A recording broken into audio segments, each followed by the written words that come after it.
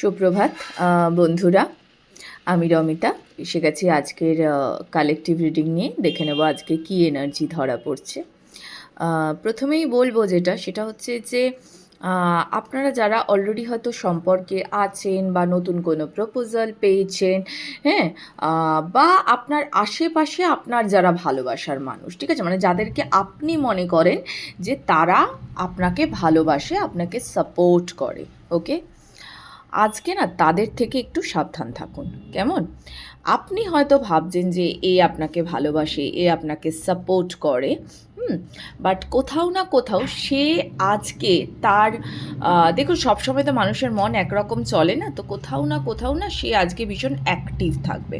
ওকে, আপনি হয়তো ভাবছেন এর সঙ্গে আমি দেখা করব, কথা বলবো, কিন্তু আপনি বুঝতেও পারবেন না যে নিজের মানে কি বলবো, মানে আপনারই অজান্তে আপনি একরকম ভাবছেন, আপনারই অজান্তে সে আপনাকে কোথায় হিট করে দিয়ে চলে গেল, যেটা না আপনাকে খুব কষ্ট দেবে।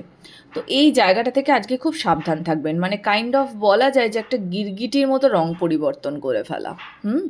এই জায়গাটা থেকে আজকে একটু সাবধান থাকুন। ভালোবাসার মানুষ মানে আমি শুধুমাত্র ওই আপনার বয়ফ্রেন্ড এইসব বলছি না, আমি যে কোনো মানুষের ক্ষেত্রে বলছি। ওকে, তো একটু সাবধান থাকবেন আজকে। আমি বলবো ইমোশন কম শেয়ার করবেন যে কোনো কারোর সাথে। ওকে, এই জায়গাটাতে খুব সাবধান থাকুন। নিজের ইনটিউশনকে কাজে লাগান, ঠিক আছে? মানুষটির সঙ্গে যখন দেখা করছেন, কথা বলছেন, আজকে যে কোনো মানুষের সঙ্গে ওঠা বসা কথা বলার সময়তে সতর্ক থাকুন। কিছু শেয়ার করার আগে 10 বার ভাবুন। কেমন?